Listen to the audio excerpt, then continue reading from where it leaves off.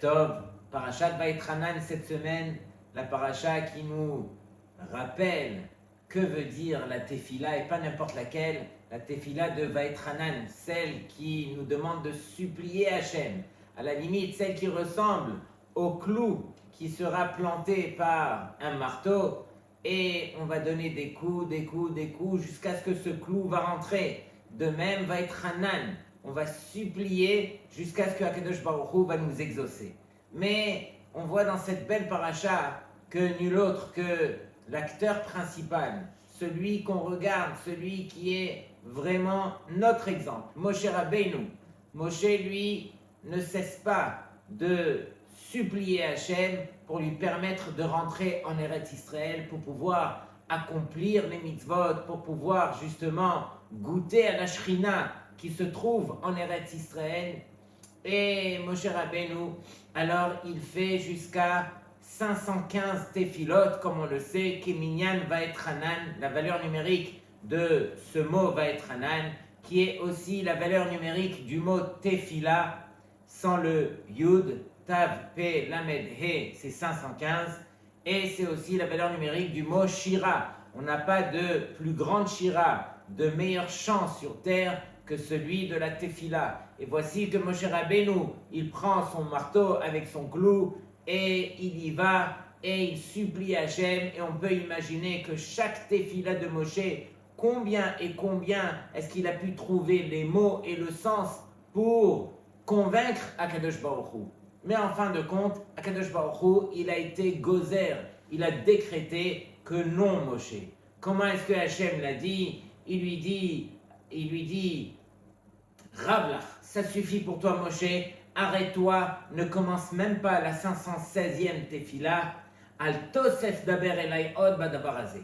Ça y est, ne rajoute pas une tefila de plus, et entre parenthèses, s'il avait rajouté une tefila, alors quelque part, Akadosh Baruch Hu, il aurait été obligé, grâce à la tefila de Moshe, de lui permettre de rentrer.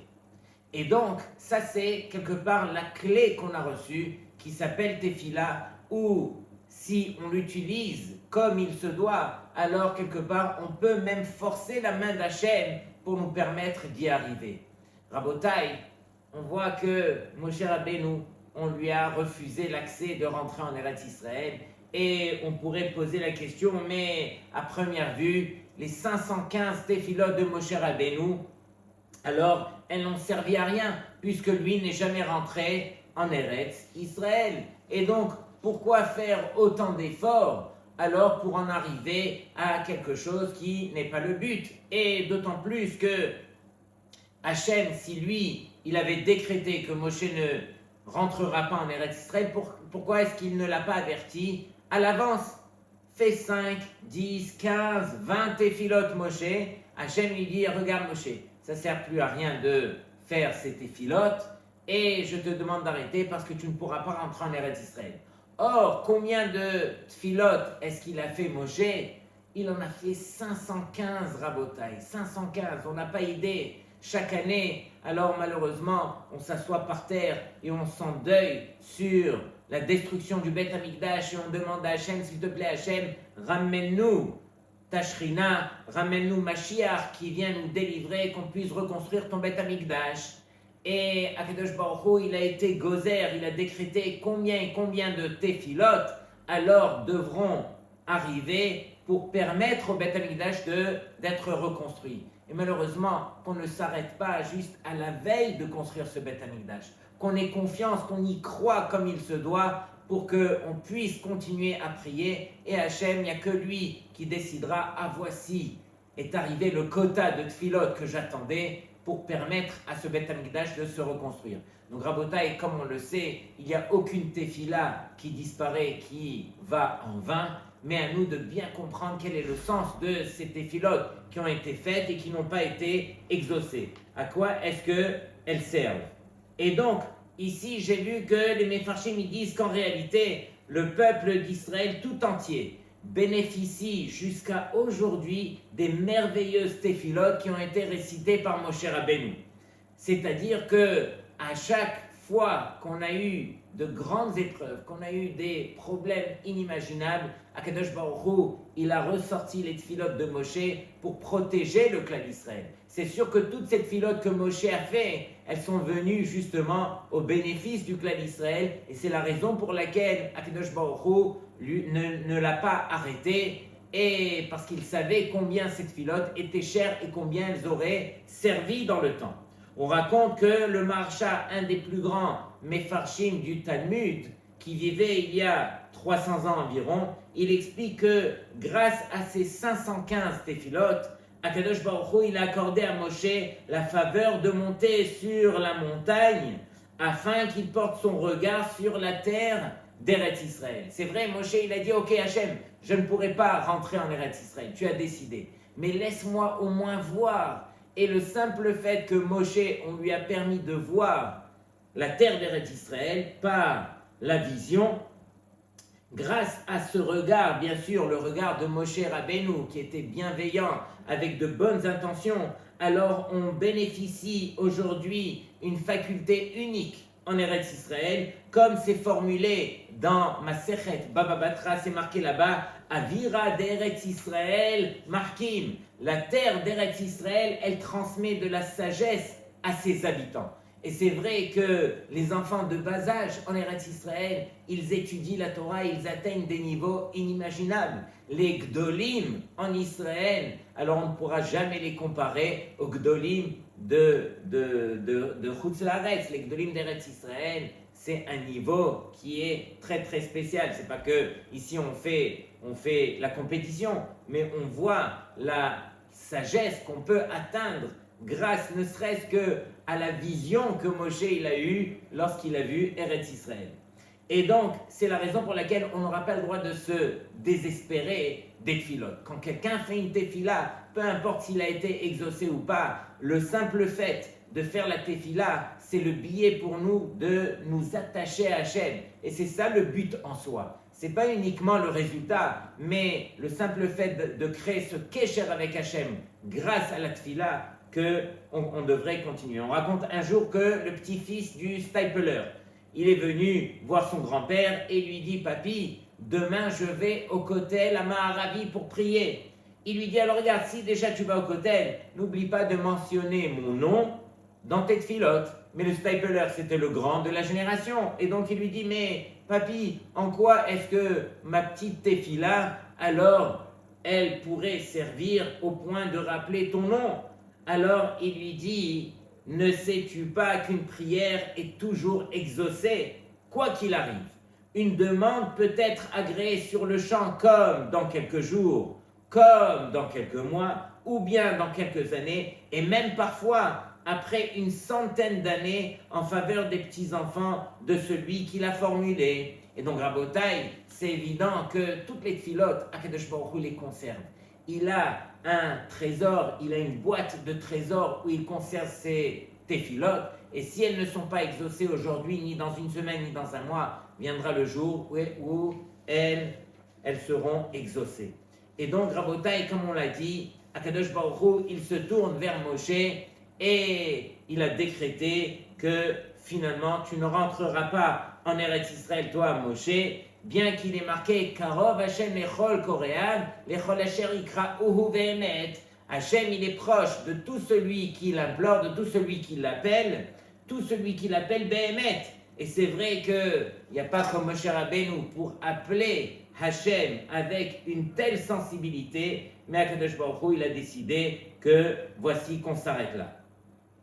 Et donc, Moshe, il a fait les 515 téphilotes, et il est marqué dans le Pnei Yehoshua, si on fait le calcul, quand est-ce que Moshe Rabbeinu est niftar, comme on le sait, c'est le Zayin Adar. Si on va calculer avant le Zayin Adar où il est niftar, lorsqu'on va compter les Shabbatot et les Yamim Tovim, alors on voit que ça nous ramène à la date de Tu B'Av. Tu B'Av, c'est une date qui est importante pour nous, c'est une date qui est des plus festives. C'est une date qui est joyeuse dans le calendrier. Et donc, c'est à partir de Tu B'Av que Moshe Rabbeinu, pendant près d'un an, alors, il a fait cette filote pour essayer de rentrer en Eretz Israël. Mais finalement, Akadosh Baruch Hu, qu'est-ce qu'il dit? Il dit, non Moshe, tu n'en rentreras pas. Et donc, Rabotai, si on demande, mais finalement, quel est le principe de la tefila? Ma bidyuk osa hatfila. Qu'est-ce que la tefila, elle fait? En quoi est-ce que la tefila, elle va agir? Et donc, écoutez bien.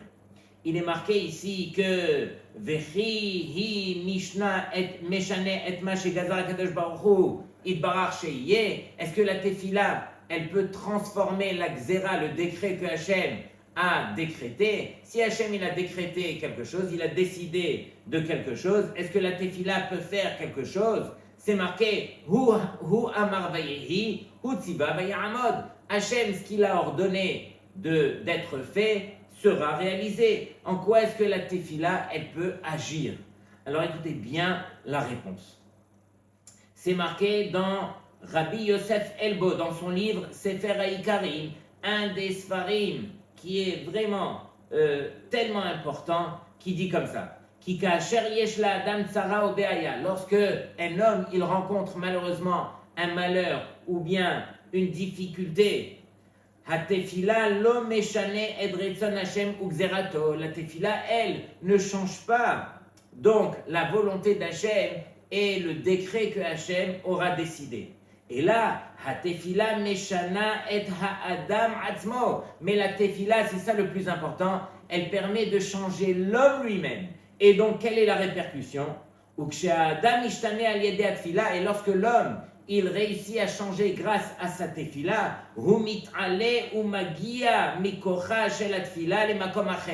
il permet de s'élever et d'arriver à un autre endroit grâce à la tefila qu'il a fait. Et donc,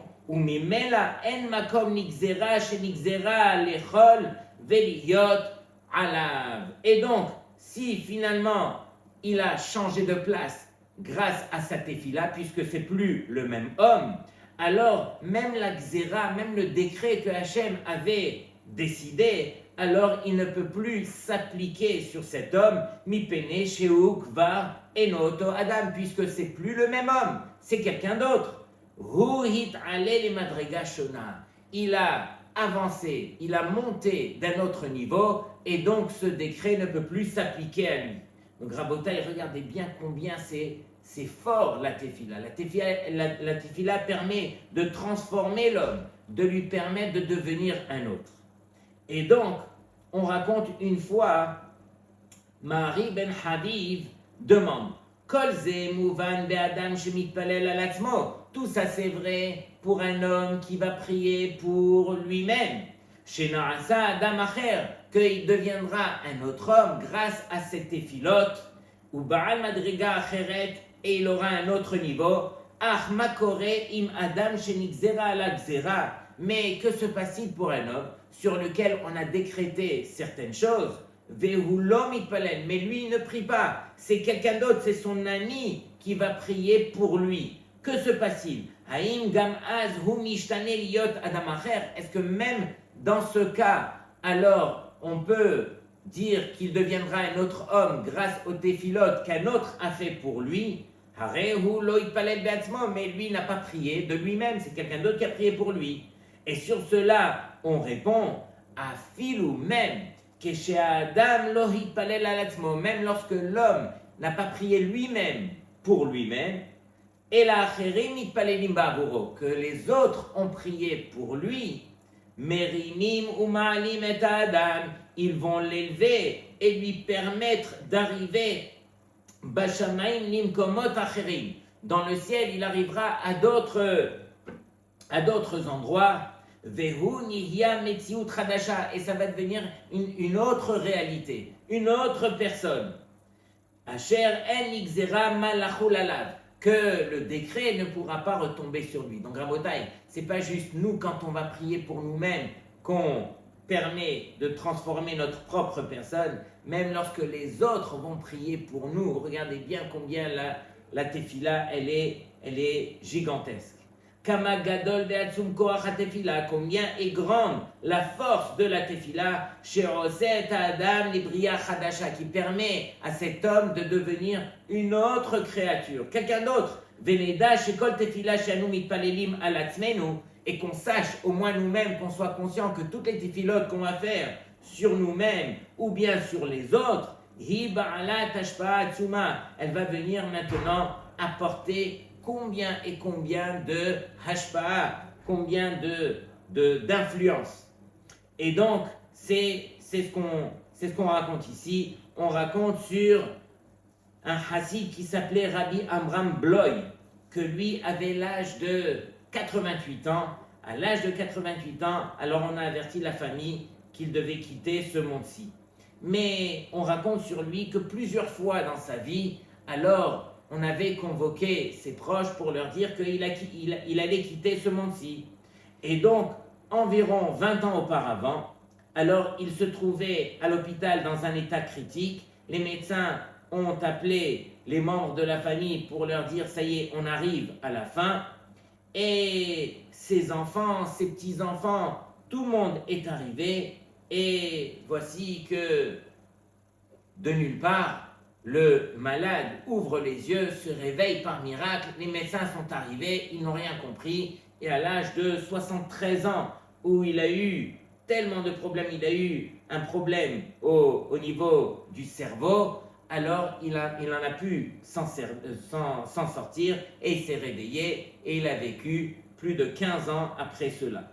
Et donc, est arrivé le moment où un malade comme lui, alors il est venu le voir et il lui a dit « mais qu'est-ce qui s'est passé avec vous pour vous permettre de vous réveiller? Moi aussi j'ai eu ce que vous avez eu et la vérité est, alors à peine si je m'en suis sorti et ce sont les petits-enfants qui sont venus le voir pour lui demander conseil parce que leur grand-père était tombé, encore une fois, dans le coma. Et donc, ils étaient venus voir ce Rav Bloy pour lui demander conseil. Et voici que Rav Bloy n'a pas hésité une seconde. Il leur a dit, j'ai eu le srout de pouvoir marier mes enfants, mes petits-enfants.